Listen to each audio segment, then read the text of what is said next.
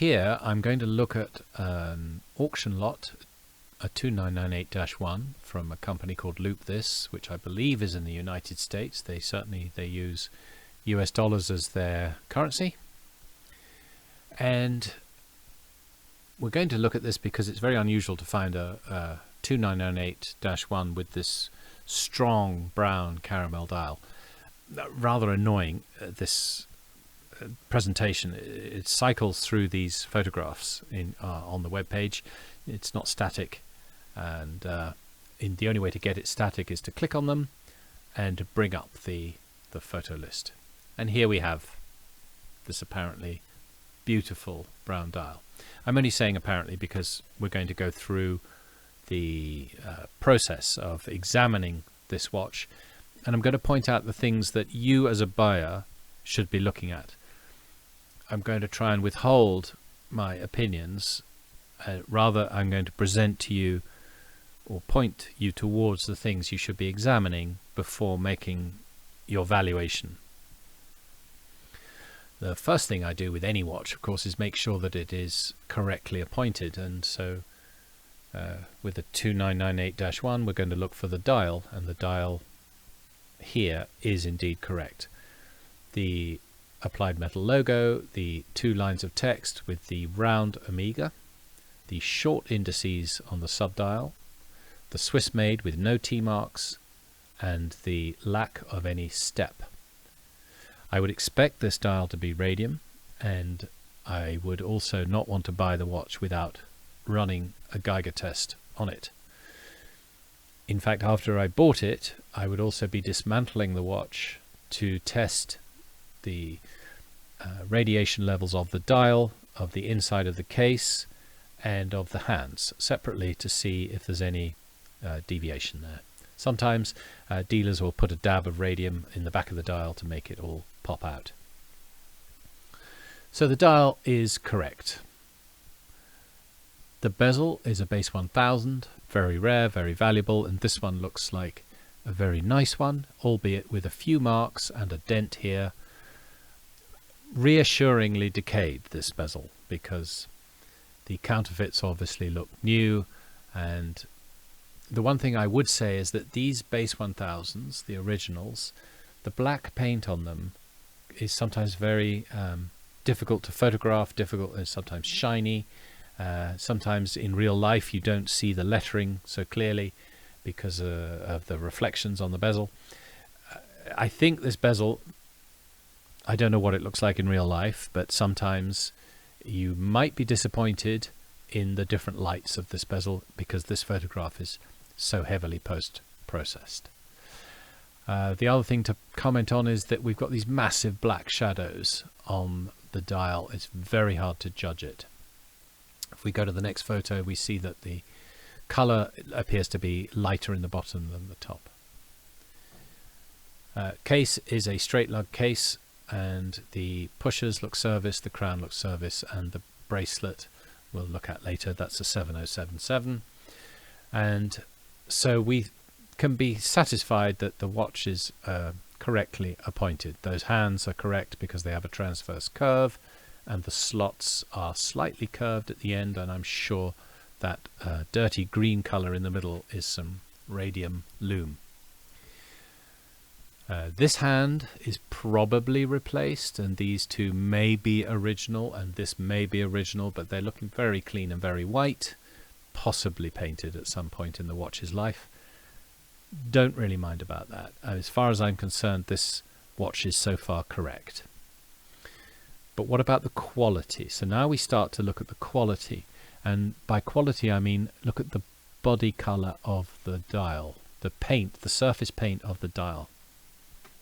Of course, we've got this beautiful apparently caramel color, and if we skip ahead we see another photograph, and in this photograph it looks much browner, darker, and we can see here on the subdial there is a black line here, and that actually is encouraging because it shows me that the body color has some variation in it. And if we go back here, we can see that there is some variation here, and there's a patch here, there's a little patch here, And in fact, I've got a photograph of the body color here that we can blow up slightly, and we can see there's a mark here, mark here, mark here, mark here. All of this is good news because we want to see some blemishes. If it's perfect, we get suspicious. I get suspicious. There's also there's a discoloration here which doesn't show in a lot of the photographs, and I don't know what that is. I would want to see more photographs. While we're here, let's look at the loom plots. That's an unusual shaped loom plot to be all squished out at the end here and thin at the bottom, squished out at the end, thin at the bottom, here as well. Lost a bit of loom there. And look at that. It's spread out here, unusual. The colour of these loom plots is unusually uniform and unusually yellow-orange. And I would have to be trying to make a decision on whether I thought they were unadjusted or not. The next thing to look at is the case. Well, we can see here in the case there is a very, very slight discoloration here, which could be corrosion. I don't think it's serious. The case back itself, look at that line, that's in the right place and it looks fairly good. Tiny opening mark, don't make a fuss about that. There is the engraving on the back, but the photograph is so terrible it doesn't show it. Service pusher, service crown. Single slot end links, very rare. Don't think they're counterfeit because I've not yet seen any counterfeit single slot end links. Case has lost a lot of definition along the top of the lugs with a dent. But we're not buying this watch for the case, we're buying it for the dial. Again, loss of definition here. Here we can see the short buckle on the 7077 bracelet, which we would expect. And indeed, if we turn it over, we see the third quarter of 59 on the bracelet. Here we've got a movement shot. Now, the movement, we can't blow it up very easily, so I've had to go and blow it up myself. Nothing jumps out at me as being a problem in this, but I'm not a watchmaker. The things I'm looking for is the matching color of these copper bridges. I'm looking for any scratches that might be anywhere. I'm looking for teeth on these wheels being complete, and they are. I'm looking for the symmetric clutch bridge here, which is correct. I'm looking for the teeth in the column wheel, which are all complete.